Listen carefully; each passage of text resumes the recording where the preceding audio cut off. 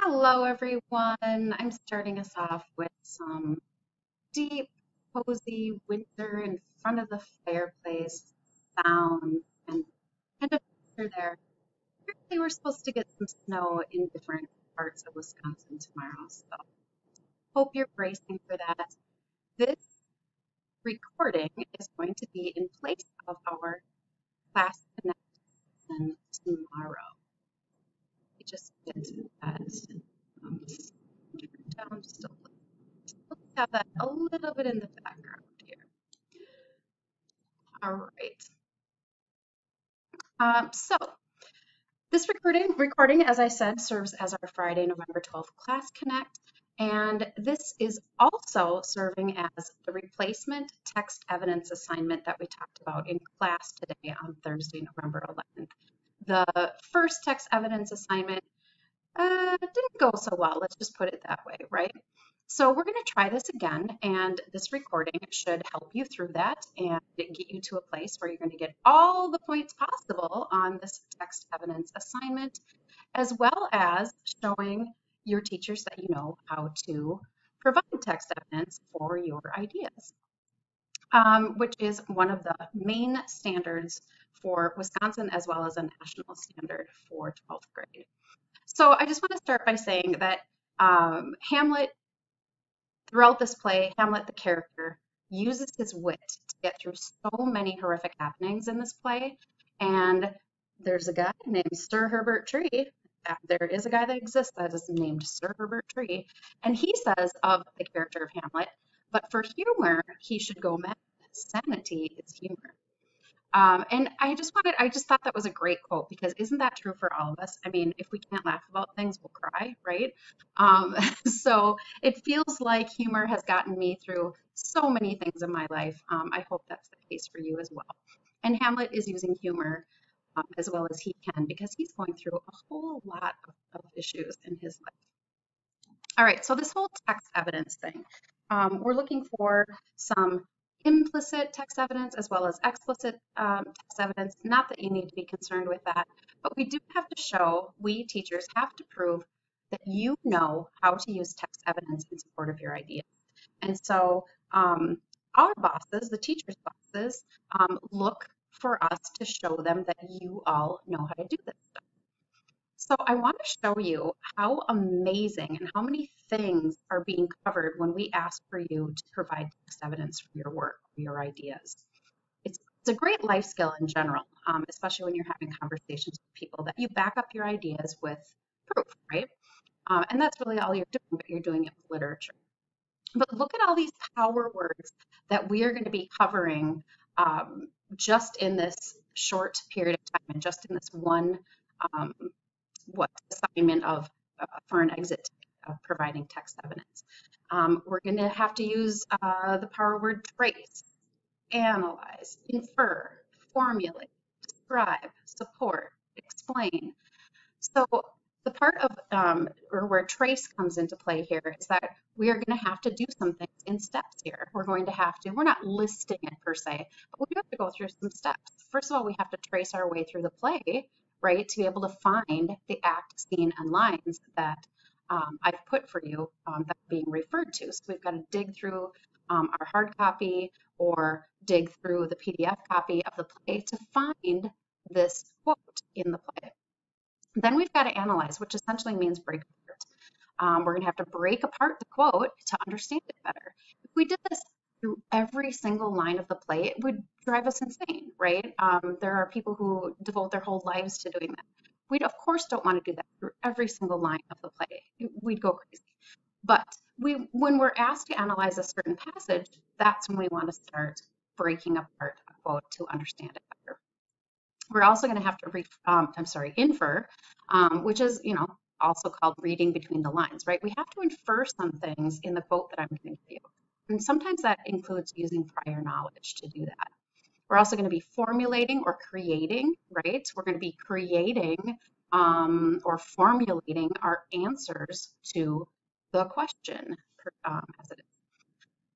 We're going to be describing, which is telling somebody about, using details to tell somebody about. So we have to describe what's happening in the play where this quote is present. and use details in our description. We also have to support, that's kind of the whole kit and caboodle here, right? Supporting our claims. We have to back up our claims with details. We have to support our answer or answers with details and supporting lines from elsewhere within the play outside of the quote that we're given. And I'm going to show you how to do that, so no worries. And then, of course, we're explaining, we're telling how. We have to explain our answer in a way that makes sense for our reader, not that just makes sense to us, right? Our reader shouldn't have to think very, very hard to understand what we're trying to say. So we have to explain our answer in a way that makes sense for our reader, and our reader doesn't have to work real hard at understanding our ideas. All right, so let's do this. This was the initial exit ticket question, I guess, questions in this case. And we're given this quote, and the quote is, "A king might go of progress through the guts of a beggar." And in parentheses there, that's a parenthetical citation, MLA format, Act 4, Scene 3, lines 34 and 35. This happens to be the PDF copy, folder PDF copy. The hard copy, if you want to look around the lines like 15 to 30 is kind of where we're going to be finding our evidence. So the first thing that's being asked of us is, who is speaking? To be able to, identify who's speaking, we have to go to our play, right? We have to go and dig into where this exists in our play. And so if you've got your hard copy, you're looking through this, which I'm doing in the background here, you can't see me, but I'm going to Act 4, and lucky for me, I have Act 4 post-it note here. So Act 4, Scene 3, if you look up in the very tippy top of each page in your hard copy, it even says the act and scene. So 4, Act 3, Act 4, Scene 3, and lines 15 to 30 is kind of about where I want to be looking here. All right, so right away, I'm searching for who's speaking here in "A king may go progress to the guts of a beggar." It's a little bit of a sketch. Oh, I've spotted it. It actually happens to be line 30 in the hard copy. Who is speaking? Well, all I do is I look to the left and it looks like in italics there, it says that Hamlet is speaking. So that's pretty easy to answer. Looks like Hamlet is speaking. Let's just make a little text box here and put that in. You're going to be answering this in class, which you have to do the same thing. You're going to have to make a text box and answer it. I don't like that font too much. I'm going to change it. There we go. Oops. One thing I know is that my teachers have told me that they want me to capitalize proper nouns. So I know that I want to put a capital letter on Hamlet. To whom are they speaking? Well, it looks like the person preceding and the person after this, it says king with a capital K. Now, I know my teachers want me to be a lot more specific than that because there are several kings, 3 or 4 of them in this play. My teachers like it when I'm really specific. So I'm going to put a capital K on king, and I know it's Claudius because of my prior knowledge.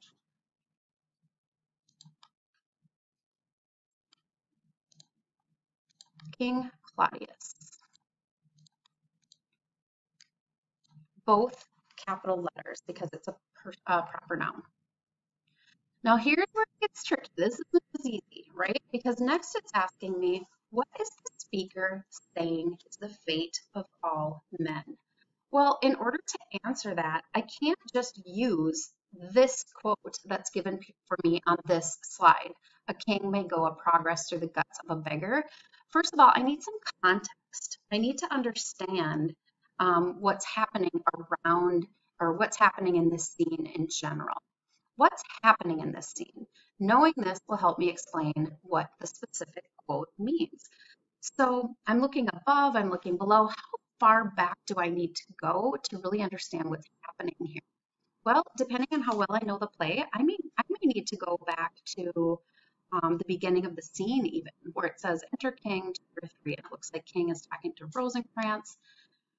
Well, I also know because I've been kind of keeping track here. I know that just prior to Act 4, I know that Hamlet has killed Polonius by mistake. And I know that this is the conversation that um, King Claudius is having with Hamlet. So if I go up to line 15, it looks like it switches from Rosencrantz talking to the king to the king and Hamlet. And the king says, "Now, Hamlet, where's Polonius?" Well, I know from my prior knowledge and my reading and from going to class that um, Hamlet has killed Polonius and he's put him somewhere.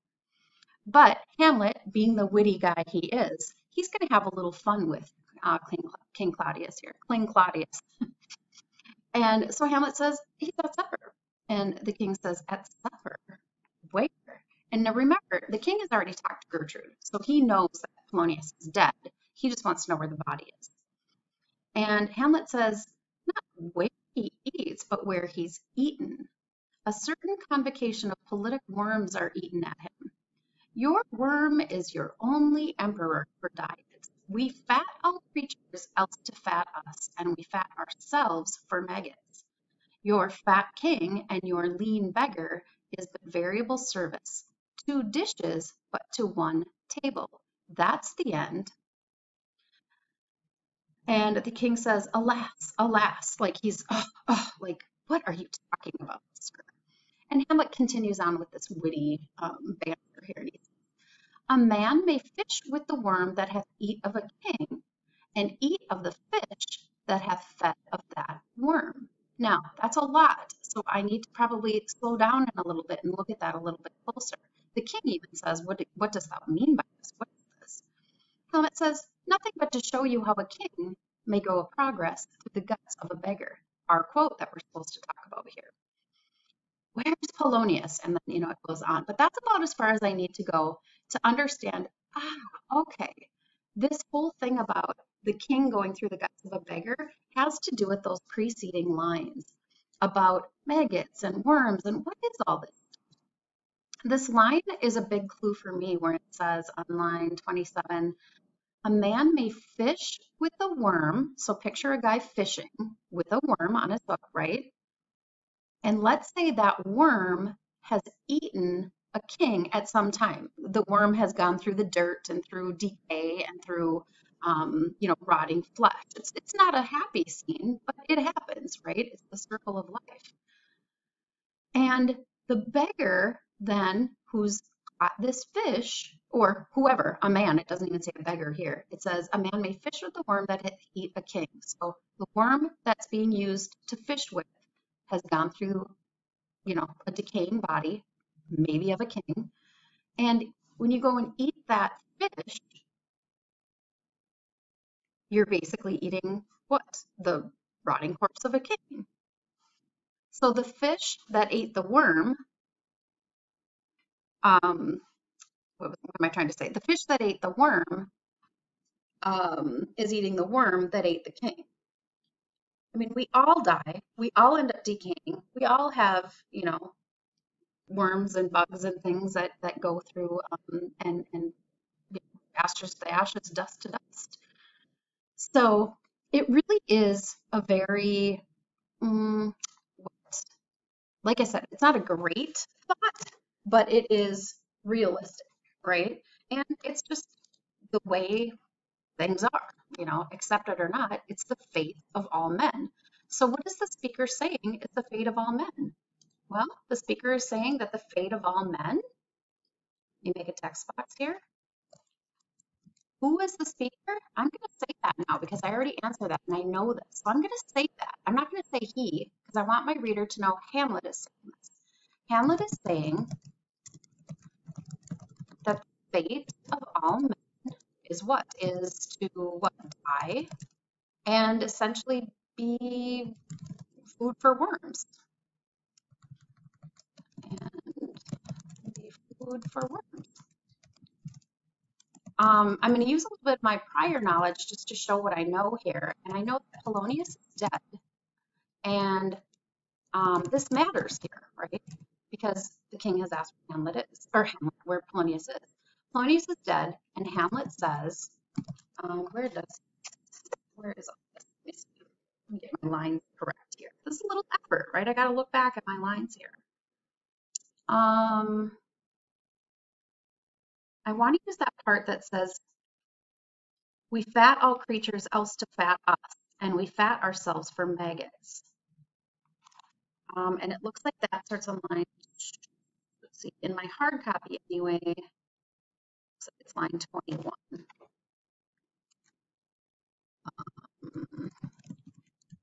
Starting at line 21, we fat all creatures else to fat us, and we fat ourselves for maggots. All this rich, lovely food we eat, it's also the maggots can eat on us later on. It's a really, really morbid thought. Shoot, I know well, I said it started at line 21. So I'm going to call it good there and not do a parenthetical citation because I kind of introduced it up here. So I feel like that I've done my job there. So looking at this, let's see if I feel confident that my reader's going to understand what I'm saying. I'm going to read this again to myself. Hamlet is saying, oh, first of all, the question is, what is the speaker saying is the fate of all men? Hamlet is saying that the fate of all men is to die and then be food for worms. Polonius is dead, and Hamlet says, starting at line 21, we fat all creatures else to fat us, and we fat ourselves for maggots. Basically, we're all going to die and be food for worms. When we die, we're worm food. It looks like I looked into it, I analyzed it, I found details, and then I also even used another piece of text evidence with quotes around to show that I looked at this in the text and I'm backing up what I'm saying. So then I'm moving on to, how is this insulting to the person spoken to? Well, in order to answer that, I need to think about who is being spoken to here. And if I put myself in their shoes, how does this person feel about themselves? What social status are they? What is their character like? That kind of thing. And so I have to use some of my prior knowledge to answer this. So let me think here. How is this insulting? Well, I don't know if it would be insulting necessarily to just anyone.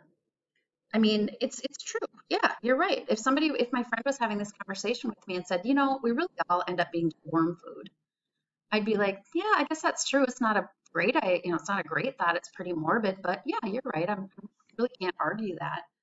But when he's saying it to a king, we have to consider the status, right, of this person. And we also have to consider what Claudius' personality is, which is pretty pompous and pretty, he really thinks he's gotten away with a lot, right? So he's probably got a pretty big ego, I think we can it's fair to say at this point. So Hamlet is insulting King Claudius because saying, I'm trying to think while I write here, saying that a beggar may essentially be eating a king, be eating the body of a king.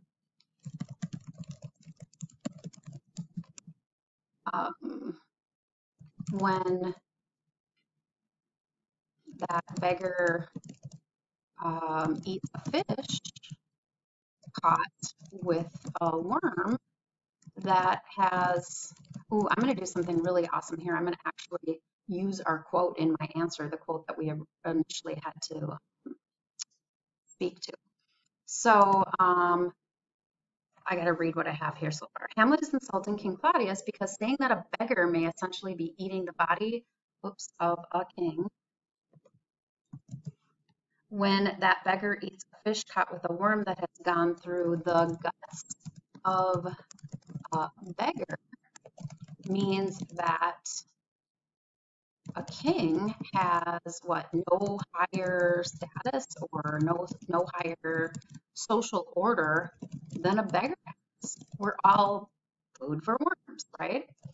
So in a sense, he's saying he's really, going against or poking at King Claudius's ego. King Claudius is no better than a beggar. So Hamlet is using this wordplay to put Claudius down. And you could say that too, if you wanted to. Now, I know that's kind of wordy and it's kind of a little bit of a run sentence, but I appeal to my audience or my reader in a few different ways here. First of all, I'm mentioning specifically who I'm talking about. I'm not saying he says this to he and him, and I'm saying the names of these people, right? So Hamlet is insulting King Claudius. I've also used words like beggar, which comes up in this quote and in another spot in the lines of the play, I believe. I brought up the term king. I brought up the term fish. I brought up the term worm. I brought up the quote again and put quotes around it, or I brought up the guts of a beggar again, the thing that we're supposed to be analyzing. And so I feel like I've used a lot of textual evidence to explain my answer here. So I feel like I've done a really good job. I guess we never quite know until we turn in our work to our teacher, right? Or like right now I'm in a class and I have a professor that I turn things into. I always do the best job I can. I try to read the directions really closely. I look at rubrics. And then at some point I just have to turn it in, right? And hope I did well on it. So let's say I didn't do that previous slide. Let's say I'm going to use the rubric. Let's say I turned in these answers instead. Who is speaking? Hamlet. Yep.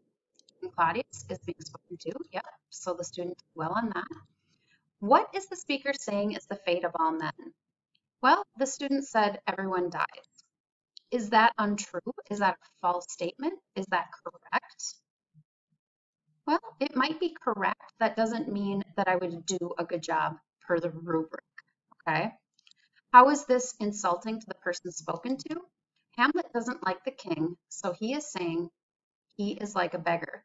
First of all, what's difficult about this is if I'm grading this as a teacher, I have to try to figure out who he is here and who he is here. So already I'm having some difficulty because now I got to figure out who are the two he's here. Hamlet doesn't like the king, so I got to think, okay, I think this person means Hamlet. Hamlet is saying, Hamlet doesn't like the king, so Hamlet is saying, Hamlet is like a beggar? No, probably Claudius is like a beggar. So you can see here how putting the names again, even if it seems repetitive, is a really good idea when you're trying to explain yourself. Hamlet doesn't like the king. It'd probably be better to say King Claudius. So Hamlet is saying Claudius is like a beggar. Again, a true answer, a correct answer, but is it good enough for our rubric here? I'm just going to enlarge this to look at this. So missing, student did not attempt the question. No, the student did attempt the question. So I can go up in order here. Beginning, student provided a response unrelated and or inaccurate in relation to the passage. It's related. Is it inaccurate? It's not necessarily even inaccurate. So I'm going to try to go up one more level here and see if this is it. Student provides relevant and accurate response without supporting details. Ooh, now I think this is where we might have to land, right? Because it didn't explain it a lot. Not exactly accurate with saying that it's insulting because he's saying the king is like a beggar, because he isn't really saying that, but it's not entirely out in left field. So how I would say, or where I would say this probably needs to be marked, is I would say this would be, I'm just looking for something to write with here. I would say that developing would be, I'm just trying to grab an arrow here. Developing is where I would grade this particular answer. Hopefully you kind of think similarly. Similarly to me, and I don't have points on this one, but let's say it was worth 5 points. So the student would get, wait, no, 4 points. Let's say it's worth 4 points. So 0 would be missing 1, 2, 3, 4. So the student got half of the points. Well, most of you don't want half of the points. You want to do better than that, right? So how would I then grade the one that we just filled in? How well did this person do? We know they did it, so we know it's not missing. We know it's not just beginning because they weren't inaccurate and it was related to the passage. They did provide relevant and accurate detail. They did provide supporting details, so I can go up one row now. Again, I'm grabbing an arrow here. Did they provide relevant and accurate response with supporting details? Yeah, they did. I wonder if they can go up even higher. Let's take a look. The student provides relevant and accurate response with lively and convincing supporting details. Now that's a little bit more subjective, but I would say that this student would receive one of these two. Whoops, I'm gonna do that right. Either this one or this one. They're somewhere like right in here. The word lively and I think it was convincing. I think their answer was convincing. I mean, I wrote it. Is it live? I don't know. I think that's up to the reader. But you can see how this person definitely did a better job than this one, right? So it definitely deserves more points. I'm a pretty lenient grader. I might even give this person the advanced one because they did use supporting details. They were convincing in their answer. All right, I hope that helps you a little bit when you go to answer these questions. Your new assignment question is in ClassKick, and it's in the exact same spot the other one was, the one that we just answered tonight, this one. But it's in these colors, so you'll be able to distinguish it. And your new quote that you're going to study, analyze, and break down, do all these things for, is for this quote. And it's again in Act 4, Scene 3. Ooh, same act, same scene. In heaven, send thither to see. If your messenger find him not there, seek him in the other place yourself. So here's your task. Go find that in the play. Find out who's speaking. Find out who's being spoken to. Find out what the speaker means by this and what they're referring to. And then tell us how this is insulting to the person being spoken to. Similar to that last test that you had. I hope you are able to do this and do a good job on it now that you've had a little bit more training and we did some more reteaching on this. If I don't talk to you before then, have a happy weekend. Thanks, everybody.